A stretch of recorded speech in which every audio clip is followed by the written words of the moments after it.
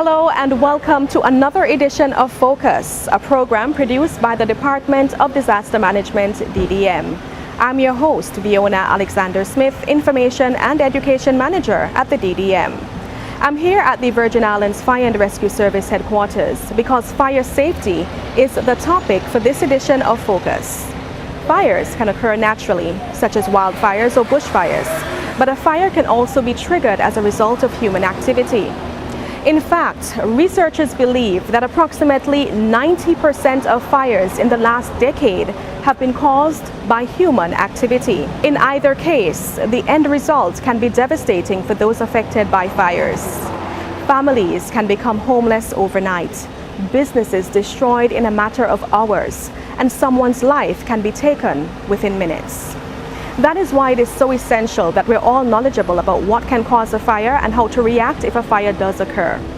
One of the functions of the Virgin Islands Fire and Rescue Service is to save and protect lives and minimize damage to property by preventing and extinguishing fires. The service is also mandated to reduce the risk of fire through education programs.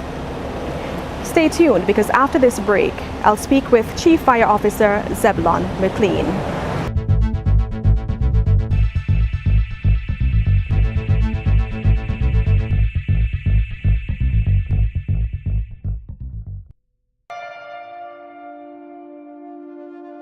What could you lose in a home fire?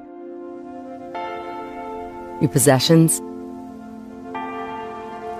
Your home? Your memories? Don't let your world go up in smoke.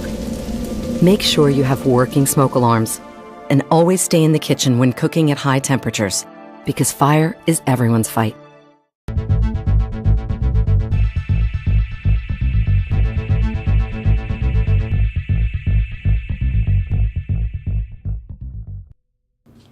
Welcome back to Focus. As promised, I'm here with the Chief Fire Officer, Zebulon McLean, who will shed some light about fires here in the BVI and speak more about the causes of fires and how to prevent fires and protect ourselves. Chief, thank you so much for being a part of this program. Thank you for having me. In my introduction, I spoke briefly about natural and man-made fires, and clearly man-made fires are caused by human activity. But explain, how is it possible for a fire to start in a forest or bushy area without any human activity? Well, the most common cause is by lightning. And the second most common cause is when you might have some very light materials, sawdust or some particular types of leaves that would combust because of the heat. Okay.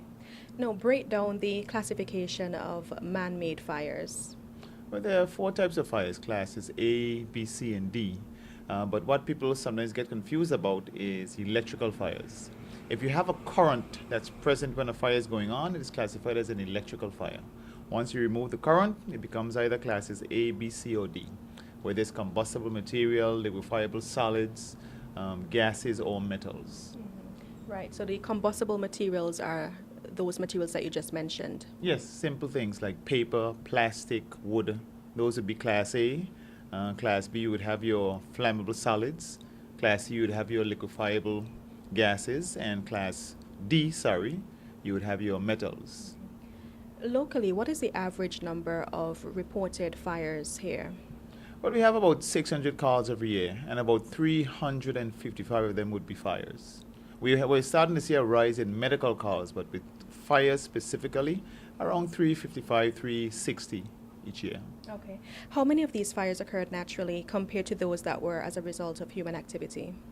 Well, in a territory as small as the BVI, you don't get many naturally occurring fires. The mountain ranges are so relatively low compared to other places that you don't have lightning strikes to really speak of. And we don't have these wide prairies where you can have the combustion of the lighter material. Right, so it's fair to say that most of the fires are by human activity. In most Caribbean territories, mostly all are by human activity, yes. Based on some statistics, there seems to be a school of thought that 90% of fires are caused by human activity. Mm-hmm. And based on what you just said, it's the same here in the BVI. Yes, absolutely. In any given year, what is the most common type of fire call received by the Virgin Islands Fire and Rescue Service? That would be grass and bush fires. Second would be, of course, vehicle fires, and third would be building fires. It's interesting that you said the first one is grass and bush fires. Wouldn't that be classified as a naturally occurring fire? Well, unfortunately, the bushfires in our territory are not naturally occurring. We would have persons who might have been a little careless. They lit a heap and they left it unattended, or they might have dropped something like a cigarette or something that would produce enough heat to ignite the grass. Are there any specific times of the year when these fires are most likely to occur? During the dry season is when we're most at risk for these types of fires. But you would find that you don't have a time of the year when you have more fires than not. You have times when you have the greater risk. Like during the dry season, there's a greater risk of fires in the bush. During the festival season and the Christmas season, there's a greater risk of fires in the home because of all the activity. But you don't have a specific time of the year when you have more fires, just a greater risk. Okay. How about times of day? Are there any particular times of the day or night when you tend to receive more calls for fires? No, we receive calls both day and night about the same. The only problem is the larger fires and the more intense fires tend to happen at nights when there's no one around to see and report it. So by the time someone spots it, it has already gone to the point where it's difficult to control. Lots of interesting information coming out so far. We'll take a break from the discussion, and when we return, we'll have more information on fire safety.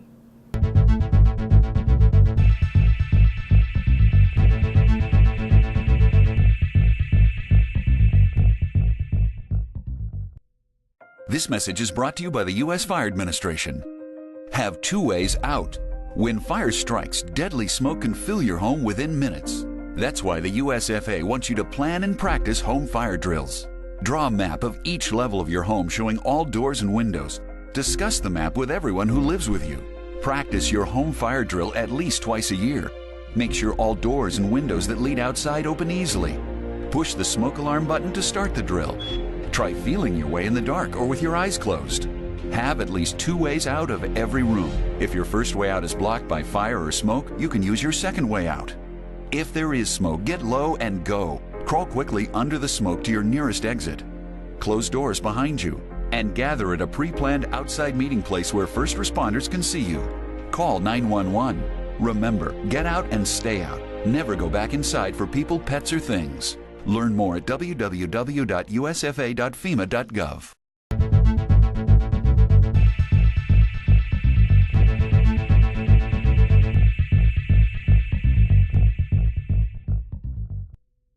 Welcome back to Focus. Fire safety is the theme for this program, and before the break we had some information about fires here in the BVI, particularly statistical information, and now we'll begin to speak about what persons can do to prevent a fire or respond to a fire if one is observed. Mr. McLean, what actions can persons take if they observe a fire? Well, the first thing, of course, is to alert the department, either 911 or 999. If you have persons who know how to use a fire extinguisher, and if it's a small fire, then they can try to put it out. If it's not if it's a big fire, call the department, get everyone to safety, and clear the road for us. I notice you place some emphasis there on small. How would you explain or describe a small fire for those who are listening or viewing the program? Well, if the flames are higher than your knee, that might be too big a fire for an extinguisher to put out. And if it covers a reasonably wide range, a reasonably wide area, then you should try your best to, like I said, contact the department, because it might be a little too much for you and the extinguisher. Right. Is it mandatory for persons to have fire extinguishers in their homes here? Unfortunately, no. We're currently working on the legislation. That's going to come with the installment of the new fire code. But while it is absolutely good practice, there's nothing in law that binds you to it. But I believe that common sense and a love of your home would tell you that you need to have smoke detectors and fire extinguishers. Right. You spoke about the fire code. Can you see that being implemented in the foreseeable future in a set period of time? Yes, I expect it to be back on the books in 2017. All right, good. How accessible are fire extinguishers, though, for persons interested in acquiring one? Well, we have a number of providers in the BVI who not only sell the extinguishers, but they also maintain them as well. They have a schedule, they come out, they check for different things, and they have a ledger that they allow you to keep. So they're not difficult to find. What about the selection process? So what should persons bear in mind when they're going to purchase a fire extinguisher? If the advice they get from the provider is not sufficient, they can always contact the department. We can come and do an inspection for them and then advise them further. Earlier, you spoke about the different classifications of fires, Class A, B, C, and D. In terms of the fire extinguishers, would they be able to purchase one that would cover all of those fires? Yes, extinguishers have come a long way since we had the plain water extinguisher and the CO2 extinguisher. Now we have dry chemical that can tackle a wide range of fires. So it's a lot easier now. And you mentioned water. Some persons might assume that they could simply throw water on any fire and that will do the job. Explain why this is not the case for all fires. Well, there are two specific examples. Number one, if you have any kind of oil, as you know, oil is lighter than water.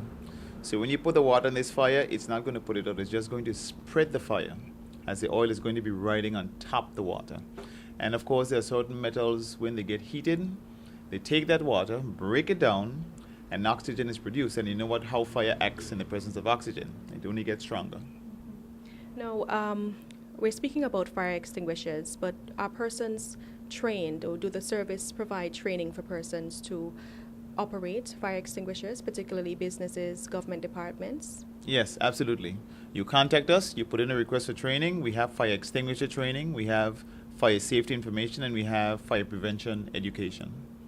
So any individual can request this training? Yes, as long as you're ready, we'll be ready to accommodate you. And the process for requesting this training, what do they have to do?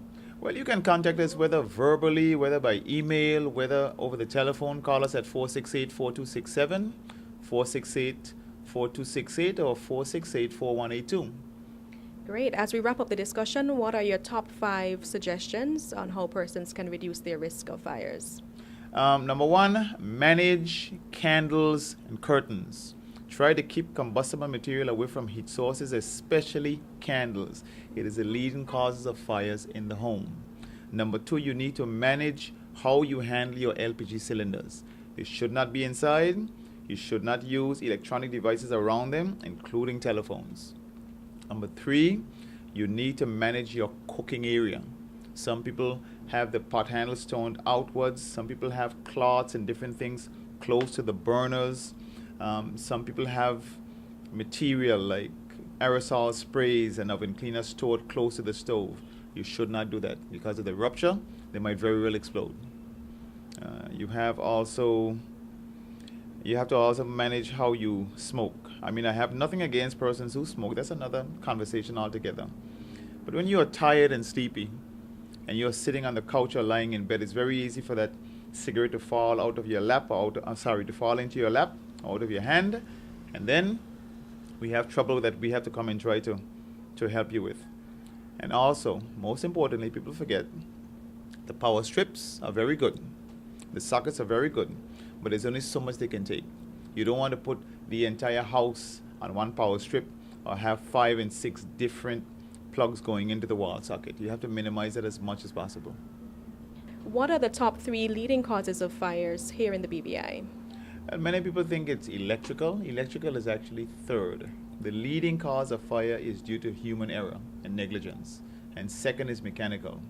Things and processes with all those moving parts that tend to take heated parts sometimes the way it shouldn't go are second. And electrical causes are actually third. Lots of great information on how we can protect ourselves from fires coming from the Chief Fire Officer, Zebulon McLean. Focus returns after this message.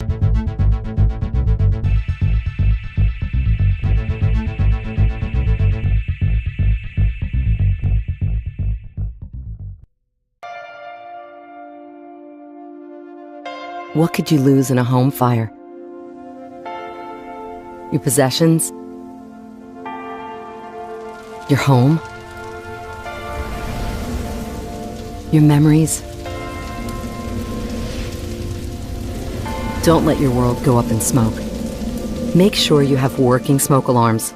And always stay in the kitchen when cooking at high temperatures, because fire is everyone's fight. This message is brought to you by the U.S. Fire Administration. Have 2 ways out. When fire strikes, deadly smoke can fill your home within minutes. That's why the USFA wants you to plan and practice home fire drills. Draw a map of each level of your home showing all doors and windows. Discuss the map with everyone who lives with you. Practice your home fire drill at least twice a year. Make sure all doors and windows that lead outside open easily. Push the smoke alarm button to start the drill. Try feeling your way in the dark or with your eyes closed. Have at least 2 ways out of every room. If your first way out is blocked by fire or smoke, you can use your second way out. If there is smoke, get low and go. Crawl quickly under the smoke to your nearest exit. Close doors behind you and gather at a pre-planned outside meeting place where first responders can see you. Call 911. Remember, get out and stay out. Never go back inside for people, pets, or things. Learn more at www.usfa.fema.gov. This message brought to you by FEMA, Fire Safety for Older Adults.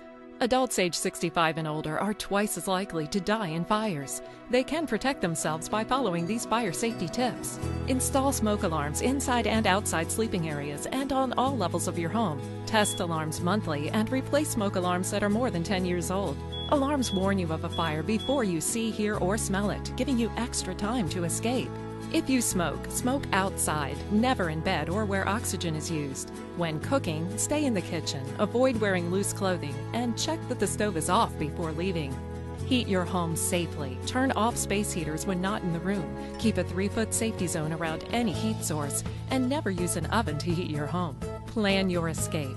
Know and practice 2 ways out of every room, and make sure doors and windows open easily. Always keep hearing aids, glasses, and a phone next to your bed. And remember, if a fire starts, stay calm and get out. Then call 911.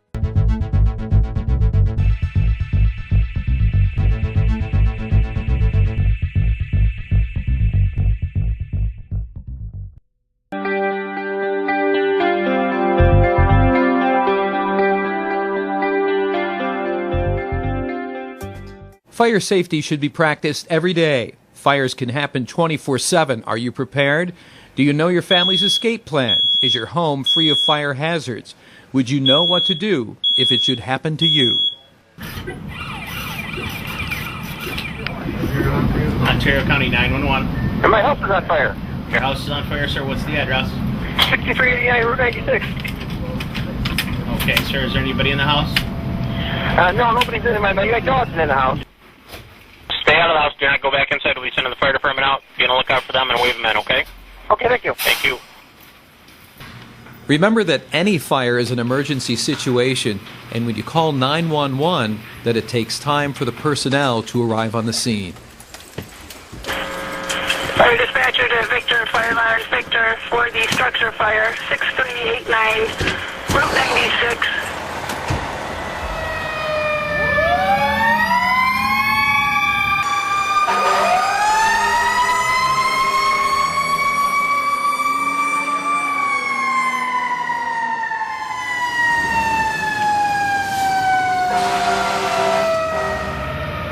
Your fire prevention knowledge is important to you and your family's safety. Knowing possible dangers in your home is the best first step in fire prevention. Some of these possible dangers are unattended open flames, such as candles, overloaded electric sockets, and the misuse of lighters and matches. If you see your friends playing with matches, make sure you tell an adult as soon as possible. The kitchen can be a hazardous place when it comes to starting a fire in your home. Grease fires are fairly common when cooking in the kitchen. When extinguishing a grease fire, one thing to remember is to not put it out with water. It'll only make the problem worse or could cause it to spread. The correct and safe way to extinguish a grease fire is to either cover the fire with a wet towel, put a lid on the pan, or throw baking soda on the grease. Be sure to cover anywhere there is flames with baking soda.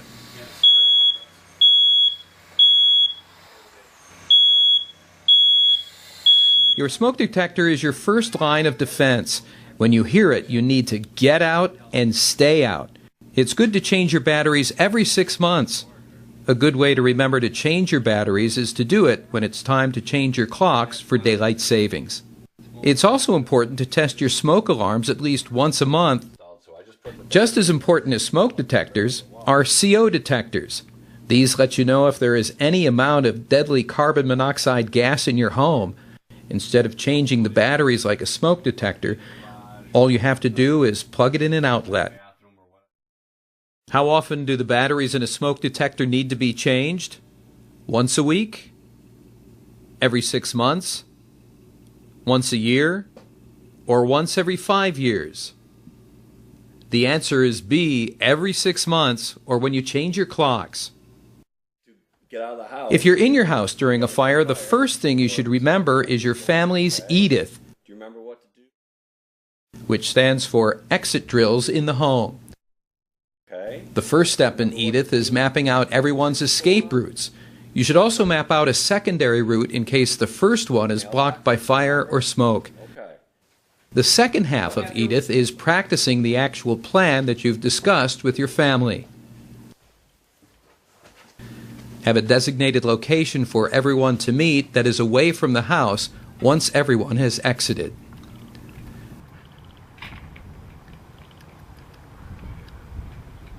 The mailbox is usually a good location to pick as your meeting place.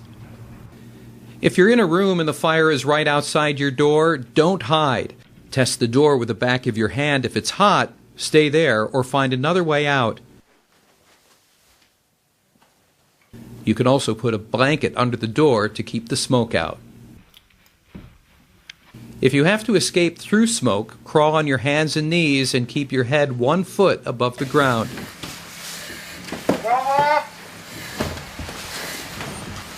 If there's no way out, stay where you are and wait for the fire department to come and get you.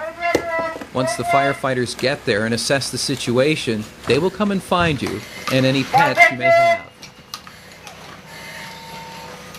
My name is Matthew Klepetsky, and I'm a burn survivor. I'm also a burn nurse. My story is one of that happens far too frequently. I was left in what seemed like a safe environment. My mother left me at the kitchen table having lunch, and went to the neighbors to pick up my brother, who was over fishing, and she was gone about 8 minutes. But during that time, I convinced my younger brother to come with me, and we went out and started burning some papers in the backyard. And we were worried that she would catch us, so we grabbed some gasoline and poured it over the fire, and the gas can went off like a grenade, and basically it changed my life forever. And it caused the next 5 years to be one of many hospital stays. At first we were in the hospital for about 3 months, and had about 17 surgeries, and then every Christmas break or winter recess or President's Week, we were back in for more revisions and releases and other operations. Remember to cooperate with firefighters. They are there to help you.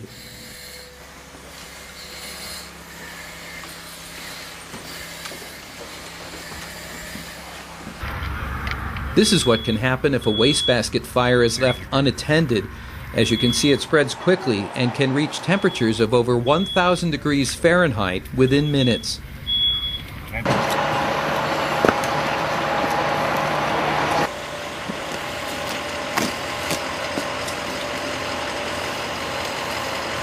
would say that the worst kind of injury that you could have is the one that could have been prevented. And the thing about a burn is that it may, it's a lifelong injury, a friend of mine once said. And once you incur it, you're going to wear those scars forever. And although we all have our scars, it puts them on the outside for others to see and develop opinions, and in many respects, sadly, have judgments about. So I spent a lot of my childhood kind of being judged before I was even met, and it's not a childhood that I would wish on someone. But I would also say that if you do see someone who's being playful with fire, or very cavalier about lighting grills in the backyard, to say it's dangerous, and to do what you can to tell someone that will be able to step in. This can all happen very quickly. It only takes a small amount of time for a house to become fully engulfed in fire. It only takes less than an hour for an entire home to burn to the ground. Let's see what you've learned about fire safety. Which one of these hazards can start a house fire? An electric socket?